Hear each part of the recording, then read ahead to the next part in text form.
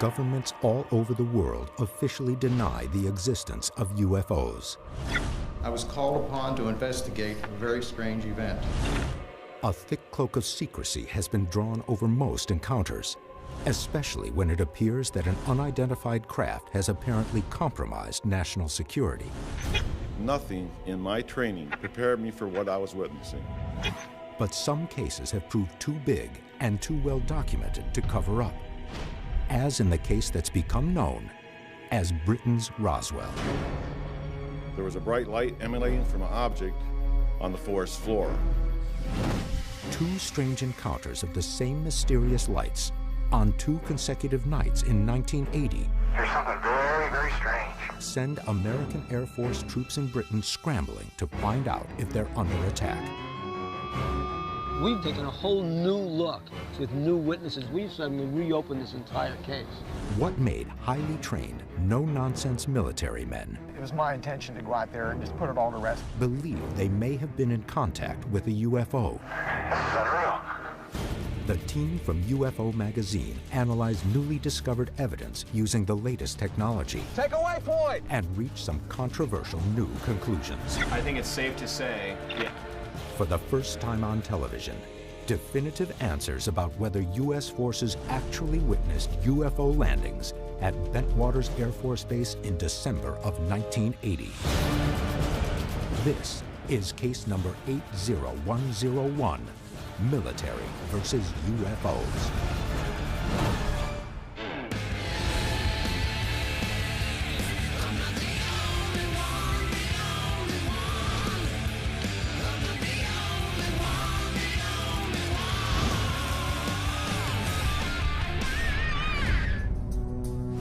There were multiple witnesses, and an object was seen to land in a place called Rendlesham Forest. Is that awesome or what?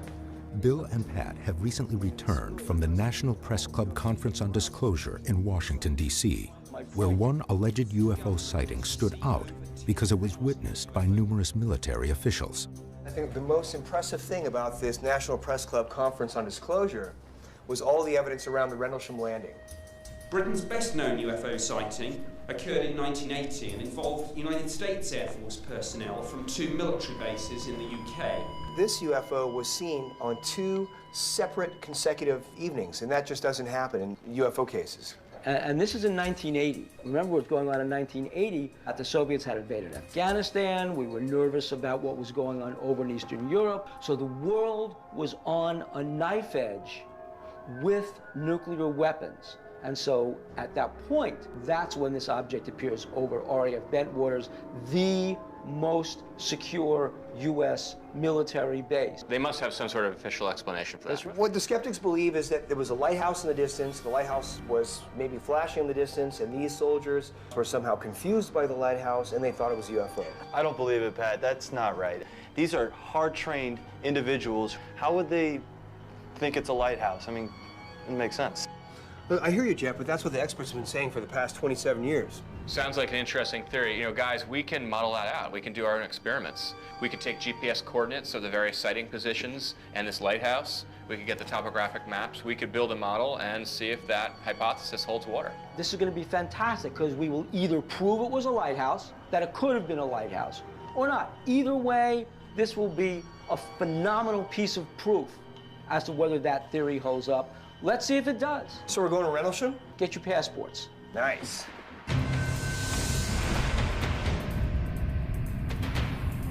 The team travels to RAF Bentwaters, a U.S. Air Force base in England, located approximately 85 miles northeast of London and adjacent to Rendlesham Forest. Nick, tell us about the famous Rendlesham incident. Nick Pope joined the Ministry of Defense in 1985. Between 1991 and 1994, my job was to investigate UFO sightings for the government to see whether there was evidence of anything of any defence significance. The UK's Ministry of Defence has investigated UFO cases dating back to 1967. But UFO military encounters across the world date back even further. 1948, United States. Captain Mantell of the Kentucky Air National Guard chases a reported UFO Minutes later, he is killed when his jet crashes. 1956, England. Radar operators at RAF Lakenheath track multiple unidentified objects traveling at speeds of up to 12,000 miles per hour. Now, Project Blue Book, the United States research effort, described this as arguably one of the best radar visual cases in the files. According to Project Blue Book, the object outmaneuvers a Venom NF-3 jet interceptor. Pilots report seeing glowing lights, seemingly under intelligent control. The incident was investigated at the time, but once the air traffic controllers had been interviewed, the pilots had been interviewed, the statements taken, really, this ended up just as unknown. 1989, Belgium. Bierset Air Force Base detects something on radar. 19 police officers spot the craft. One of the witnesses records it on video. The triangular object reportedly pulses with 3 powerful searchlights. Witnesses report the object seems to be noiseless, except for a soft hum. 2.5 hours later, it disappears.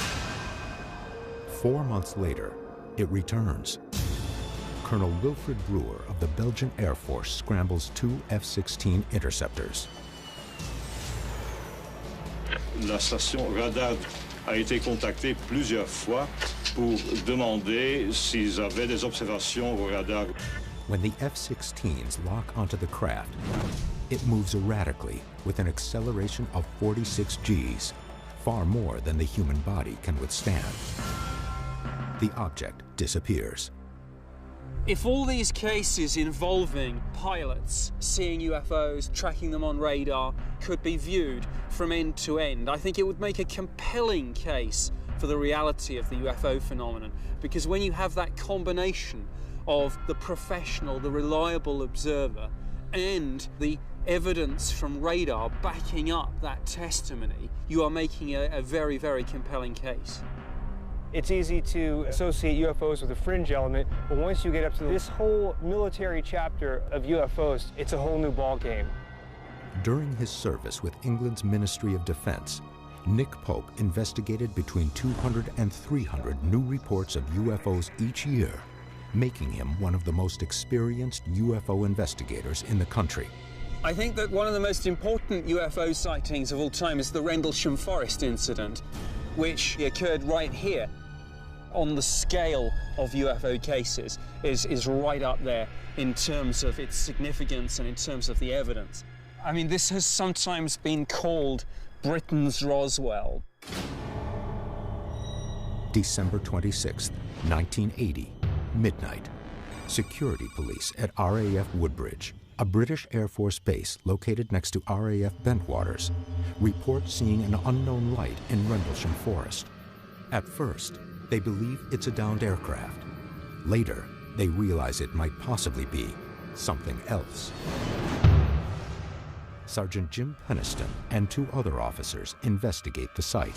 When we arrived to inspect the crash site, it quickly became apparent that we were not dealing with a plane crash or anything else we've ever responded to. There was a bright light emanating from an object on the forest floor. Peniston and his team approach the object on foot, taking notes along the way. A silhouette triangular craft about 9 feet long, 6.5 feet high, came into view. Peniston alleges that the craft had blue and yellow lights swirling around its surface. We started experiencing radio difficulties. The air around us was electrically charged, and we could feel it on our clothes, our skin, and our hair. Peniston claims the surface of the craft had inscribed symbols 3 inches high and 2.5 feet long. The largest symbol was a triangle centered in the middle. As Peniston gets closer to the object, he says that he touched it. Even though it looked like black onyx, it felt like metal. 45 minutes later, the object maneuvers through the forest and takes off. It lifted up off the ground and shot away at an incredible speed. It was gone in a blink of an eye. Over 80 Air Force personnel witnessed the takeoff. It wasn't a helicopter. There is no way that you could have gotten any conventional aircraft in there. There's no way you would have got a helicopter in there. And the other point, of course, is these are people who worked at an Air Force base, and they said this was like nothing we'd ever seen before. I feel like I've stepped into the eye of the UFO hurricane. Here was an experienced Air Force officer that experienced something out of this world. Now, this UFO was triangular in shape.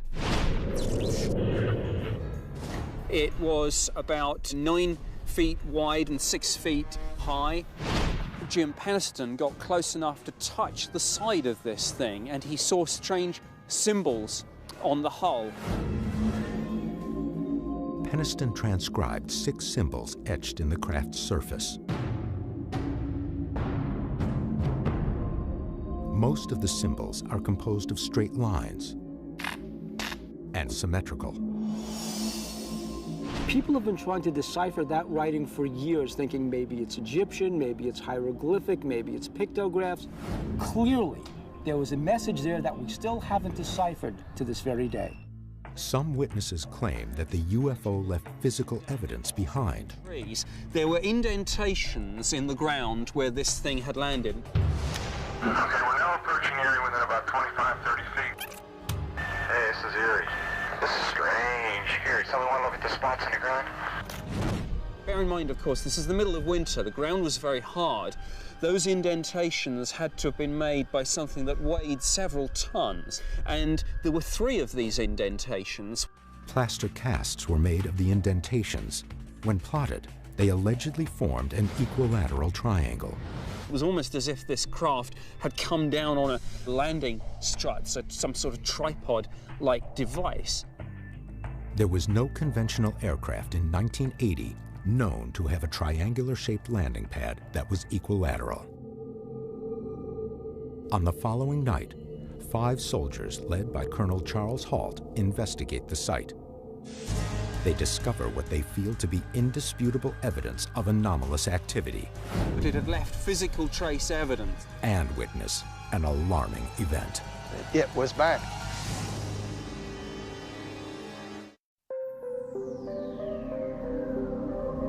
December 26, 1980, midnight. 80 U.S. Air Force personnel allegedly witness an unknown bright object land in Rendlesham Forest, England. Not just had this UFO been seen by these trained, reliable military witnesses, but it had left physical trace evidence. It had left indentations in the ground where it had come down. On the following night, a squad of soldiers surveys the area with a Geiger counter and detect abnormally high traces of radiation. What kind of readings we getting? Anything? 7 tenths there. 7 tenths right there in the center? The most significant development in terms of the evidence was that they recorded levels which peaked. Critically, they peaked in those 3 holes where the thing had come to rest. The Ministry of Defense released 38 pages of documents relating to the Rendlesham sighting. Most of the file is correspondence to and from residents curious about the reported event. But one interdepartmental memo contains a chilling sentence. Our defense intelligence staff subsequently assessed the levels of radiation as, quote, significantly higher than background, unquote. It is absolutely official. It's there in black and white in a Ministry of Defense document written by their scientific and technical intelligence specialists, yes. Unlike many UFO stories, this can be backed up. There's an audit trail of verifiable documents bearing out the very things that we've been speaking about. Nick Pope gave us information about documentation that we didn't even know existed, and that makes it all the more valid to me. It's really taken this investigation to a whole new level for me. Experts believe that some military bases around the world have long secret histories of UFO encounters. There are many hundreds of cases of encounters between military aircraft and UFOs. The team tries to find an explanation for these disturbing sightings. And I'm going over some of these archival materials here, and I'm finding out that there's a pretty strong correlation between military and UFO sightings. In July 1945, we actually detonated our first atomic bomb test. And 2 years later, also in July, we have the Roswell crash. And the Roswell crash is what, 100 miles away from Alamogordo? Ever since 1947, there has been a correlation between possible UFO sightings and the testing, manufacturing, and storage of nuclear weapons. Is it only a coincidence that Roswell is barely 100 miles from Trinity, New Mexico, the site of the world's first nuclear explosion? And here's this case in Pasco, Washington, 1945. A UFO was caught on radar at a naval air station. It was flying over Hanford Engineering Works, which was a major manufacturer of plutonium. That's right, and Hanford later became a major nuclear power facility, so the nuclear power industry has stayed there really for over 60 years. In 1945, Oak Ridge National Laboratory in Tennessee experienced numerous UFO sightings. We now know the lab was a top-secret atomic bomb plant. In 1965, Edwards Air Force Base in California spotted 12 luminous UFOs on radar. This is the tower in Edwards. We have an object now. We have some confirmed reports of unidentified flying objects in your area. Unidentified flying saucers? They have been confirmed on radar.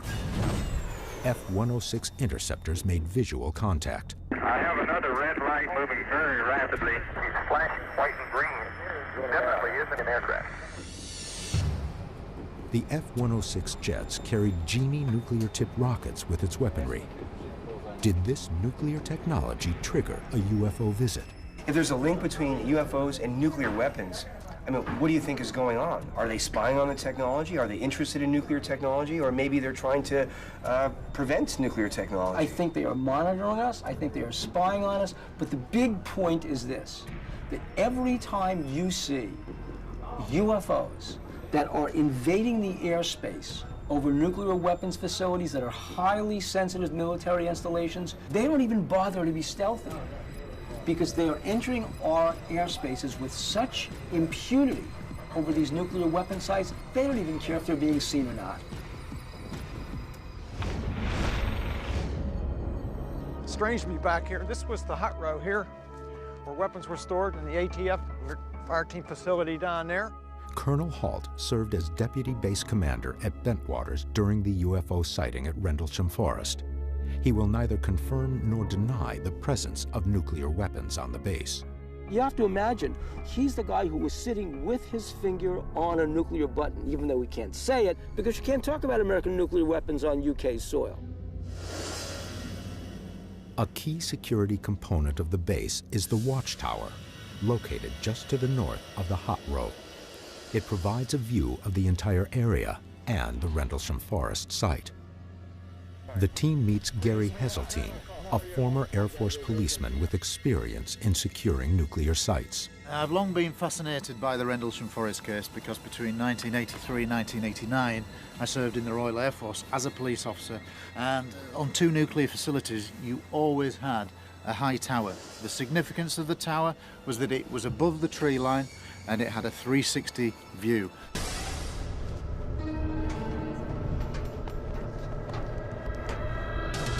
Colonel, this is unbelievable. What a view. You can see everything from up here. Yeah, one thing you have to keep in mind, the trees are much higher now. We had a 360 panorama from up here before. We would never let the trees grow this high for security reasons. And from here, the tower operator had a fantastic view of everything for miles around. So if somebody were up here, he could see everything that was going on over in that area that night, on both nights. But with somebody up here? This type of tower would have to be manned 24 hours a day, 365 days a year. So, Colonel, I suspect that there was somebody up here. Have you any knowledge of anybody up here? Oh, yes. In fact, I know who was up here very well. In November 2007, Colonel Halt received an email from one of the guards who was posted in the observation tower that night in 1980.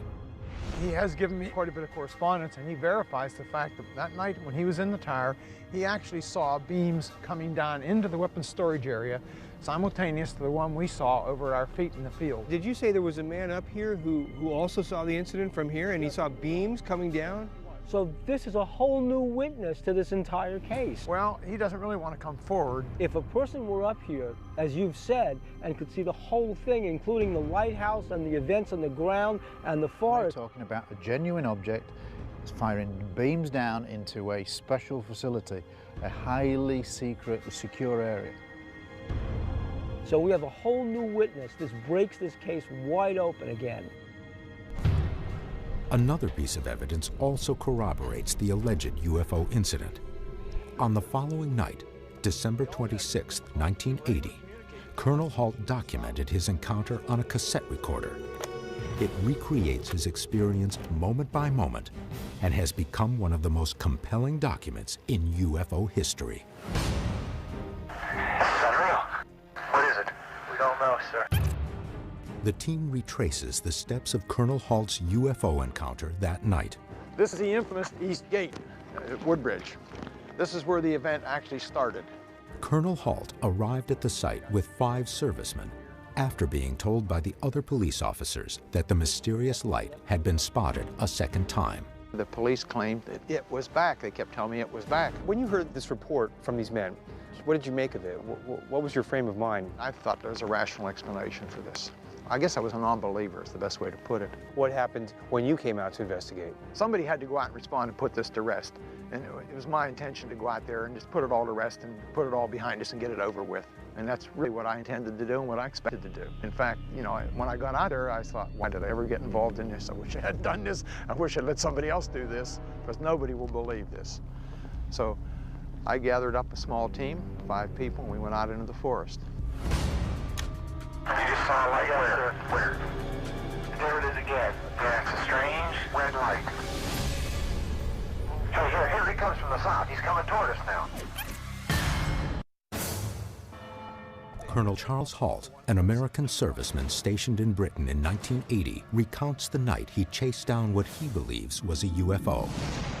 Did you do anything to document the sighting on the night? Yes, I actually have my little in-ear portable tape recorder with me, so I turned it off and on as something was occurring. I documented everything on the tape. It's a strange red light. There's something very, very strange. And it just moved to the right. Yeah. Off to the right. Strange. Halt claims that he led a team of soldiers from the east gate of RAF Bentwaters. They then spotted the bright object in Rendlesham Forest and reportedly chased after it, heading east. When they reached a farmhouse in a clearing, the object launched into the skies. We were moving in this direction, as was the object I saw moving through the trees. Okay, we're looking at the thing. We're probably about 200 to 300 yards away. It looks like an eye winking at you. It's still moving from side to side. It sort of has a hollow center, right? Yeah, like the pupil of an eye looking at you and winking. And the flash is so bright that it almost burns your eye. Halt reports that the light moved past a creek into a nearby field. We just crossed the creek. We see strange strobe-like flashes to the rather sporadic, but there's definitely something, some kind of phenomenon. We come out of the forest up here about another 100 yards, chasing the object. The object came out in the middle of this field. The field contained a farmhouse, cattle, and at that time, a bright moving object. We're hearing very strange sounds out of the farmers' barnyard animals. It's very, very active, making an awful lot of noise. Hey, here he comes from the south. He's coming toward us now. And we're looking out this way, obviously. Okay. There's the farmer's house. Yeah. The object was out here in the field, over here. Right. The lighthouse is over there, about 30 degrees. Now we're observing what appears to be a beam coming down to the ground. This is unreal. So once you got out here to the field, the object was gone? The object silently exploded into 5 white objects, and they just disappear. Is there any way this could have been some sort of flare? Flare doesn't move through the forest, avoiding trees, and bob up and down a little bit. It came toward us at some point, it went away from us at some point, and when we approached it, it moved out here into the field. Now, what exactly were you seeing? An object that was oval-shaped, bright reddish orange, almost like the sun at midday. It had a black oval center. It would blow, like wink a little bit, and it was dripping something like molten metal. there was molten metal? Well, I say that's the only way I can equate it. Something was dripping that appeared off it. So helicopter explanation is out? No, it wasn't a helicopter. Colonel Halt is one of the most credible eyewitnesses that I've ever had the chance to talk to. This man ran an entire military base with a lot of top secret weapons that he couldn't tell me about. And I don't think he made a mistake that night. I think something happened that people weren't meant to know about. These two bases, adjacent to the forest, were among the most secure in the world. Impenetrable fences encircled the bases. Razor wire, motion detectors, embedded sensors, and more than 25 heavily armed patrolmen guard the facilities. This was a facility with some of the tightest security in the world. And this thing comes out of the sky, it lands there, not once, but twice in a 24-hour period without triggering any sort of alarm. The only way that this thing was seen was by the human eye when these guards came out to see it. And what's odd is that this thing was brilliantly lit. It shone beams down to the ground. It's almost as if it didn't even care if it was seen or not. It's almost as though it could care less about how we would defend ourselves against it. There's nothing we had that this thing was scared of. And for me, that's the scariest thing of all. RAF Bentwaters most likely housed nuclear weapons as tensions grew in the 1980s. You have to remember what the world was like in 1980. Some historians call it the start of the Second Cold War, a Cold War threatening to become a hot war, with two sides staring at each other across the Iron Curtain. And Ronald Reagan had just been elected president and was making all kinds of threats against the evil empire of the Soviet Union. It was a very scary time, with both sides making all kinds of military threats. I'm not saying the aliens were actually listening to us, but if they were, they might have thought we were just days away from pushing the button. And here, a UFO came over a nuclear weapons base, was beaming shots of light down on nuclear weapons. I guess maybe scanning the weapons. It interfered with the base operations, interfered with the radios. They scrambled the security team. The UFO actually lured the security team off the base. So the Americans freak out. They shut it down. They do nothing. They don't want to talk about it. The United States hasn't investigated UFOs since Project Blue Book ended in January 1970. But to this day, Britain's Ministry of Defense does, as unidentified objects might pose a threat to British security. Strangely, Colonel Halt, an American, was not interviewed or debriefed by British authorities. There was nothing like this had ever happened before. All previous UFO sightings were just lights in the sky, really. The Americans kind of hope that the British will deal with it, and the British hope that it's an American problem, and that if anyone says nothing, hopefully the whole situation will go away. British and American authorities simply advised Halt to send a memo to the UK's Ministry of Defense about the events in the forest. But 2 days prior to Colonel Halt's submission of his memo, another inexplicable event occurred. An event that left local resident and forester Vincent Thurkettle puzzled and disturbed. I lived in a cottage just over there. I was out chopping wood. Thurkettle lived and worked in Rendlesham Forest at the time of the sighting. Between Christmas and New Year, a car pulled up, two young Englishmen got out, say 25 years old, in suits, came and talked to me. And what they were asking was, they said, "We've heard of red lights being seen in the forest." Who were these mysterious men? And how did they know of the UFO event before Colonel Halt released the information? It sounds to me like Vincent was actually visited. The team uncovers some alarming answers. A few days after the UFO incident, two strange men interrogated the residents of Rendlesham Forest in Britain. No one knows who they were or what they wanted. A car pulled up, two young Englishmen got out, say 25 years old, in suits, came and talked to me. And what they were asking was, they said, "We've heard of red lights being seen in the forest. And were you out last night?" I said, "No." They said, "Did you see anything? Do you know anyone?" And I said, "No." And then they just closed the conversation down and went. What's really exciting is this new information about Vincent Thurkettle being visited by some kind of men in black. He did mention that 2 Englishmen in black suits in a black car visited him. It almost sounds like a cliche, but it sounds to me like Vincent was actually visited by the men in black. UFO researchers recognize Thurkettle's encounter as a classic Men in Black scenario. Frequently, after a UFO sighting, witnesses are reportedly visited by 2 men who question them about what they saw. 2 young British guys interviewed me, and I later found out they interviewed everyone in the area to check if we were out that night and if we'd seen anything. Who do you think they were? Were they journalists? Were they Well, if they were journalists, they never published. And what's fascinating about that is Colonel Hart hadn't even written his letter. The letter that blew everything up and supposedly informed the British about it, he hadn't written that letter. This case has been investigated for decades, right? And this is the first time I've heard anything about this Men in Black. This is a huge piece of the puzzle we're talking about here, so I need to go talk to Colonel Halt about this. I have a feeling he might be able to tell us a little bit more about it. Vincent told me that he was visited by 2 young men in black suits who questioned him about the incident. But the thing is, how would they know about it, as your memo hadn't been released yet? I don't know who they were. It was done discreetly, I know that. I do know that the airmen involved were questioned under very mysterious circumstances by people that they didn't recognize, and some of them were British. It's a really big deal. As a Department of Forestry employee, Vincent Thurkettle is an expert on the Rendlesham Forest area and feels that Halt's sighting of a UFO was no sighting at all. This guy knows that forest, and he's trying to tell me that he really didn't find anything unusual in the area where the UFO supposedly landed. His argument is convincing that maybe it was the lighthouse. 6 miles away from the reported UFO landing site sits Orford Ness Lighthouse. Skeptics claim that its 3,000-watt beam of light is what the servicemen mistook for the UFO. It's sort of like a pupil of an eye looking at you and winking. And the flash is so bright it almost burns your eye.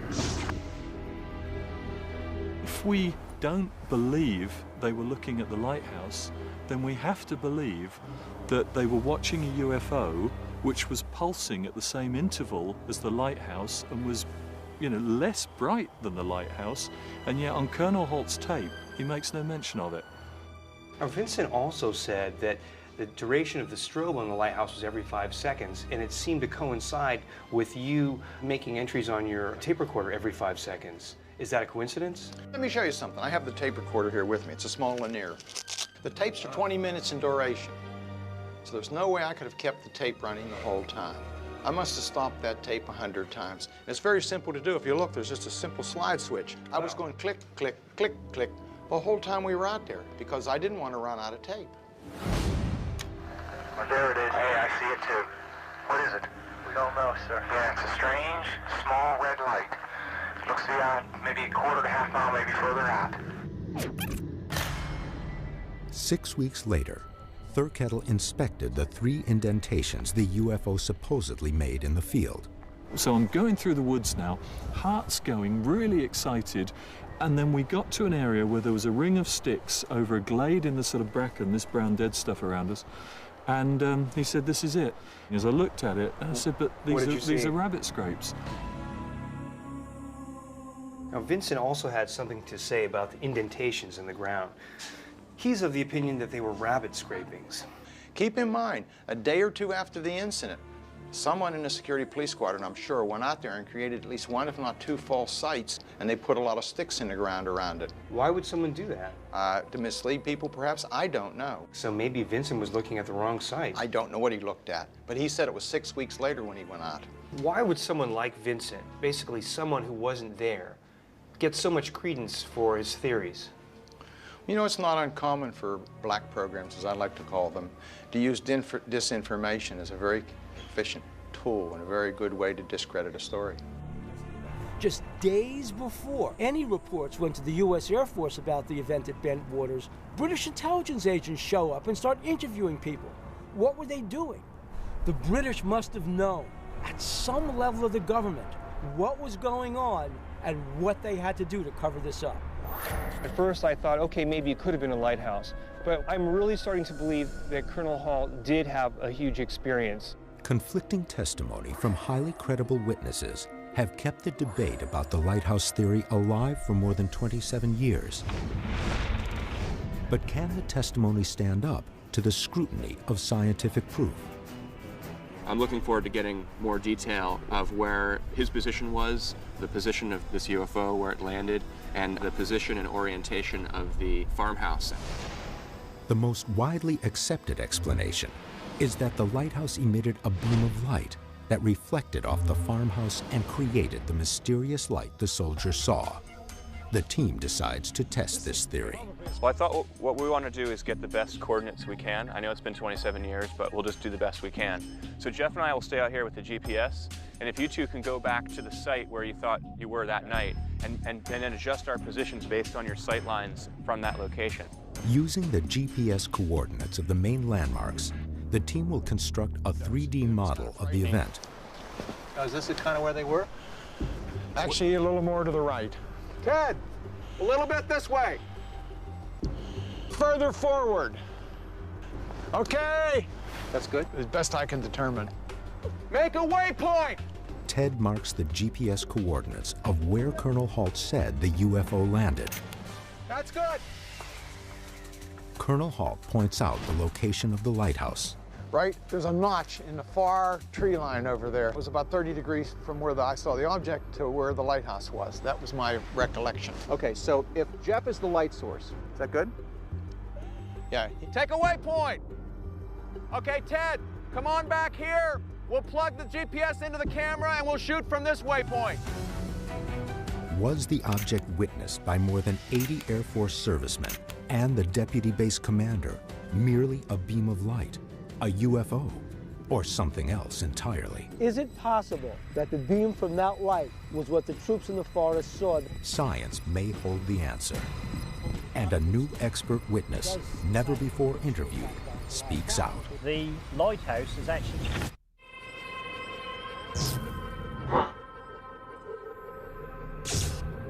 Experiments producer John Tyndall has created a model of Rendlesham Forest to determine what the military officers witnessed. Was it a beam of light or a UFO? Well, remember we were in Rendlesham Forest in England. We took GPS coordinates and photographs as well. This was the view from where Colonel Halt was standing that night. And with that and the photographs, we've been able to recreate to scale exactly what was happening there. And what we want to do is prove and or disprove two different points. The first point is, can a lighthouse 6 miles in the distance have any sort of effect on the face of that farmhouse? Second, can the UFO have an effect on the face of that building? What the colonel was saying was he was actually seeing reflections coming back from the windows. So in that miniature, we put some little dental mirrors in there actually to aid us in doing the reflection. Never before has somebody actually geometrically set up the angles of sight between the lighthouse, the farmhouse, the clearing, and the forest. So where was Colonel Halt's line of sight now? Right over here. So this is the position where he was standing, and we've set this up as a line of sight so we can get the exact angle to the lighthouse or the windows in the house. I see it. Jeff, why don't you bring the magic UFO wand in, and we're going to approximate it in that area. That position where Jeff has that light is where Colonel Halt said this UFO had landed. I can see the reflection in the window from his point of view, and what's interesting is that the lighthouse is a separate light entirely, not reflecting in the window. Because there's no reflection from the lighthouse to this, into this line of sight. You see the light directly, but you don't see any reflection. But I don't understand how the lighthouse even plays into this. That's a very good point. The lighthouse is almost over the horizon, and it's just a very strange idea that experienced servicemen would get excited about a lighthouse in the distance. There it is again. Yeah, it's a strange red light. There's definitely something there, some kind of phenomenon. The second experiment was, where must there have been a light source in order to create a reflection off the windows of the house and into Colonel Halt's eyes? I'm seeing a reflection on the window from the object that's supposed to be the UFO. So a bright light reflecting off the UFO from that position would definitely make the house look that it was on fire, as if it were on fire. Right, that's what behind the window. It's sort of like a pupil of an eye looking at you and winking. And the flash is so bright it almost burns your eye. I think it's safe to say that if there was a very bright light in the position that Colonel Halt observed there to be, the angle of reflection off of the house is just about optimal off those windows to get the brightest reflection back to the observation. I think basically we've just closed the door about Orford Ness being the source of the light that Charles Halt saw that night, whether it's a UFO, whether it's not a UFO, who knows what it is.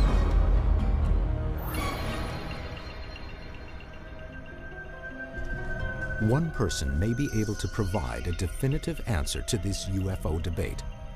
Keith Seaman is the keeper of the Orford Ness Lighthouse. Is it possible that the beam from that light was what the troops in the forest saw that night on December 26, 1980? If we look at the lighthouse behind us, we can see that it's got a big piece of metal behind it, pointing in the direction of Rendlesham, which is over there.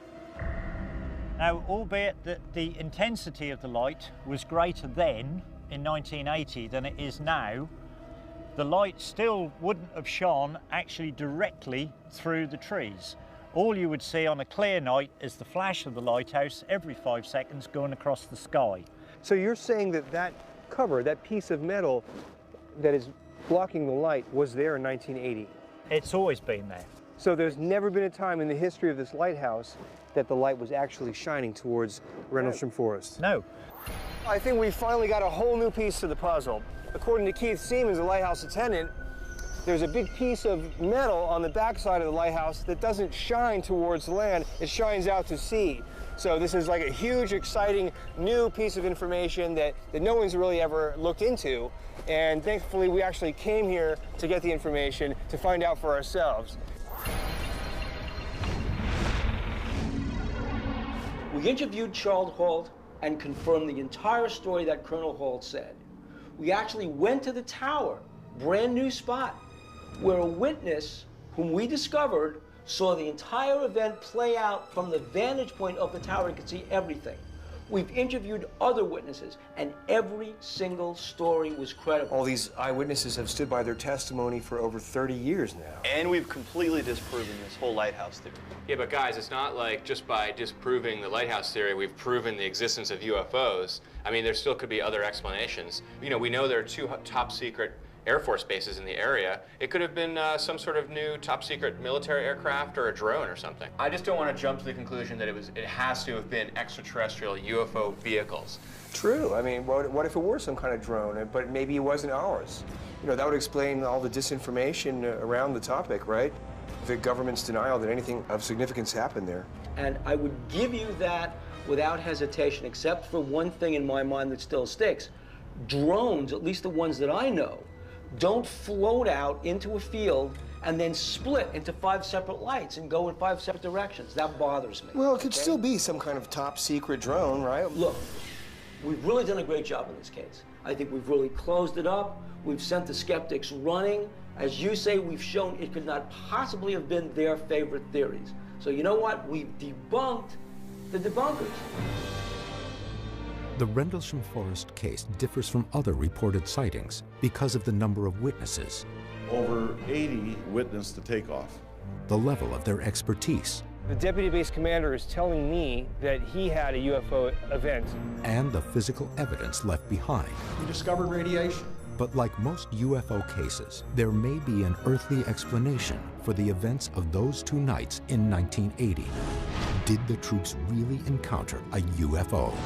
Is it possible that nuclear bases are being monitored by something not of this world? I'm firmly convinced that what we saw was something out of the ordinary.